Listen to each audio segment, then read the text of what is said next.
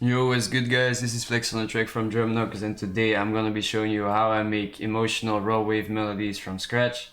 And I got this melody in my head and it goes like this.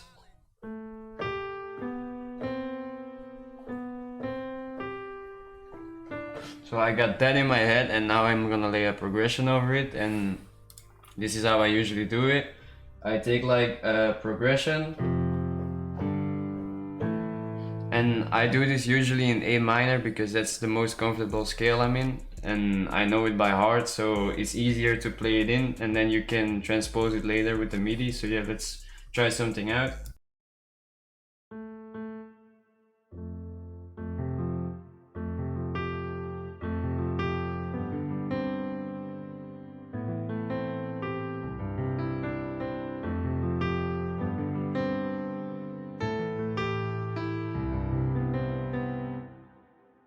So I got that in my head, and let's try and lay it down.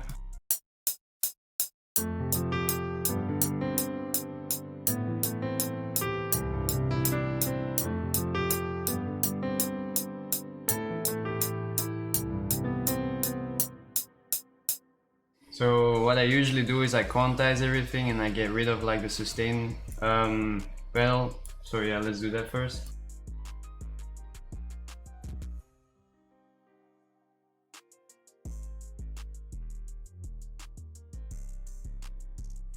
So now that I got everything like quantized and put in place, I usually harmonize like certain top notes I have in the melody. So for example, I put the view into A minor we're in.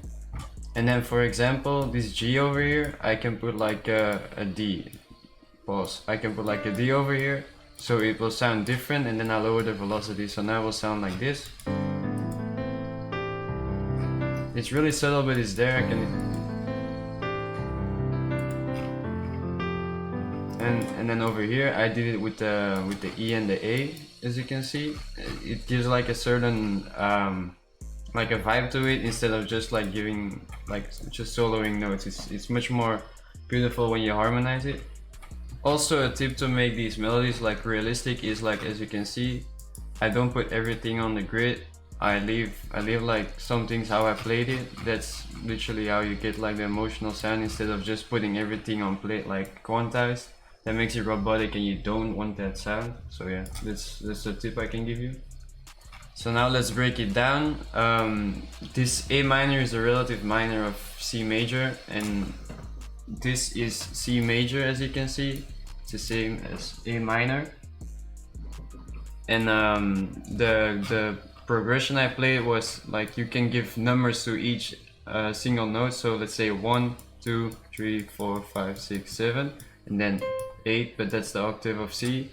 And the progression I played was 4, 5, 6 to the 1, and then it repeats back again. So I played an F major over here that goes to G major, and then to A minor, and then to C major. That's the progression I played, and to make it more interesting of just playing chords, I arpeggiated it. So you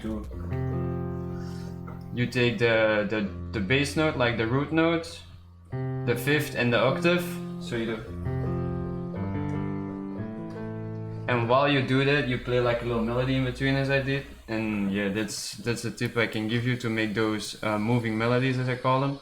So now I usually loop the whole melody, and then I play a top melody on top of it, like I freestyle it, I do whatever, and then see what sounds good. Just try and get like a catchy melody, what fits underneath the foundation of the whole melody over here. So let's see what I can come up with.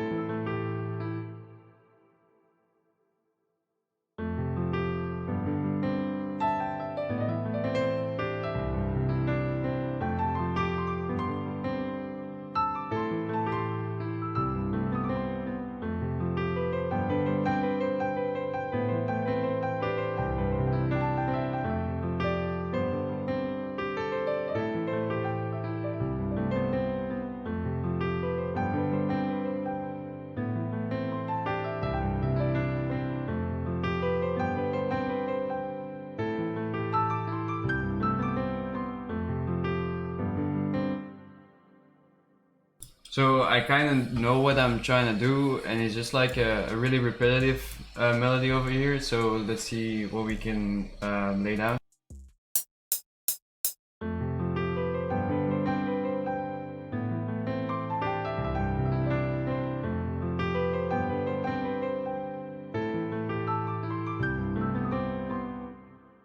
So that was like a really rough take. I will like adjust a little bit over here, and we'll see what happens.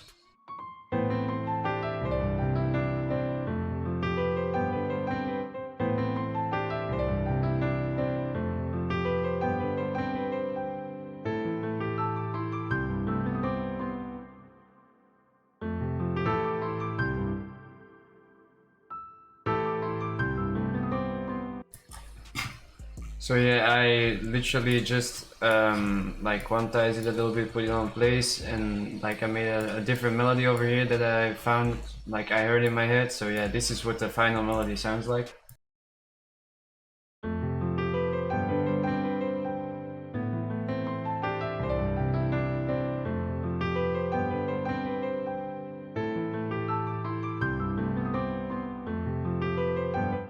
So yeah, it sounds really nice. So let's see what key it sounds better in.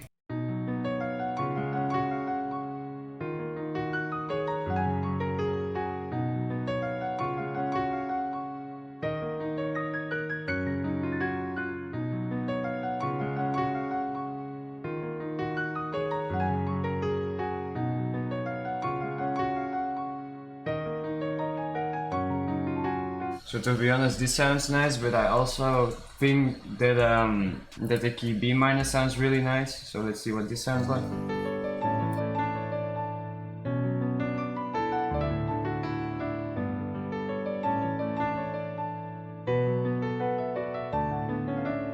So yeah, and that's basically it. That's how I come up with like my midis, and then I usually put like a bass line underneath it, and I do vocals and all that. But I really wanted to show you guys like what my process is on how I think while I make these melodies, and yeah, I really hope you enjoyed it.